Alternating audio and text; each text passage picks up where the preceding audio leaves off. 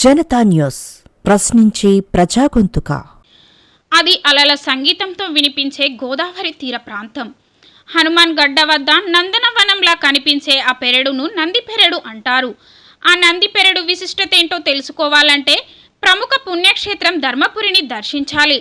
అవును, ధర్మపురి అంటే అక్కడి స్థానికులకైనా అక్కడికి వెళ్లే భక్తులు పర్యాటకులకైనా ఓ టెంపుల్ టౌన్గా సుపరిచితం. శ్రీ లక్ష్మీ నరసింహుడు కొలువైన క్షేత్రంగా, గోదావరి తీరంగా, శేషప్ప పద్యశతకంగా ధర్మపురి ప్రాశస్త్యానికి ఓ ప్రత్యేకత ఉంది. అయితే అక్కడ ఇంకా స్థానికులకే తెలియని చారిత్రక విషయాలున్నాయి. ఇక వాటి గురించి సుదూర తీరాల నుంచి వచ్చే భక్తులకు గాని పర్యాటకులకు గాని తెలిసే అవకాశమే ఉండదు. అందుకే అలాంటి ఓ విశిష్టమైన శిల, దానిపైనున్న శిల్పకళ గురించే ఈ పరిచయం. గోదావరి తీరంలో బ్రాహ్మణ సంఘం హనుమాన్ ఆలయానికి మధ్యలో కనిపించేదే నందిపెరడు. ఒకనాడు యాగాదులు జరిగిన ప్రాంతంగా నందిపెరడుకు పేరు. ఇదే జాగాలో ఒక అద్భుతమైన శిల్పం మనందరి కళ్ళను కట్టిపడేస్తుంది. ఇదిగో అదే ఈ శిల్పం. నందికి ఎదురుగా ఉన్న ఈ శిల్పంలో అన్ని గణాలకు అధిపతైన గణపతి మనకు ఈ శిలపై కాస్త పెద్ద రూపంలో కనిపిస్తాడు. అలా విఘ్నేశ్వరుడికి కాస్త కుడిపక్కకు జరిగితే ఒక అమ్మవారి విగ్రహం మనకు దర్శనమిస్తుంది. ఆ అమ్మవారే మహాలక్ష్మి.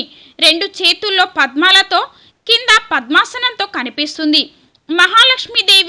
మహాలక్ష్మి నుంచి మరింత అదే కుడివైపుకు తిరిగినప్పుడు అక్కడే మరో రూపం కనిపిస్తుంది.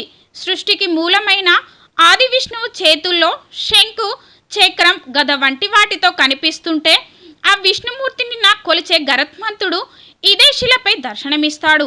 మరోవైపు మళ్ళీ మధ్యలోనున్న విఘ్నేశ్వరుడి నుంచి ఆయనకు ఎడమవైపుకు వెళితే అక్కడ మహిషాసుర మర్దిని అమ్మవారు కనిపిస్తుంది. మహిషుణ్ణి కింద వేసి తొక్కినట్టుగా ఆ అమ్మవారి విగ్రహాన్ని మనం గమనించవచ్చు. మహిషాసుర మర్దినికి మరి కాస్త పక్కకు జరిగితే మరో నంది విగ్రహం ముందు కాళ్ళతో ఆ అమ్మవారికి దండం పెడుతున్నట్టుగా ఇంకో రూపం కనిపిస్తుంది. వీటన్నింటికి తోడు శిలపైన ఆ ఆదిదేవుడు, దేవదేవుడు, లయాకారుడైన ఈశ్వరుడి రూపం మనకు శివలింగం రూపంలో దర్శనమిస్తుంది. ఉత్తర దిశలో ఉన్న పానపట్టంతో కనిపించే ఆ శివలింగంతో పాటు మొత్తంగా ఒకే శిలపై చెక్కిన శిల్పకళ మనల్ని అబ్బురపరుస్తుంది.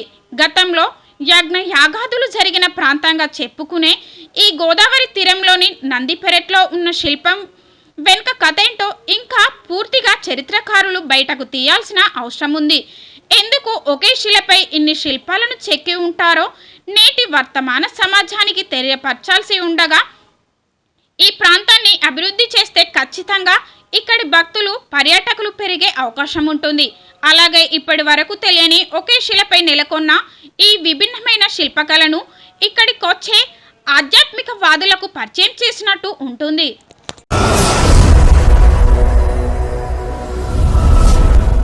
జనతా న్యూస్ ప్రశ్నించే ప్రజాగొంతుక.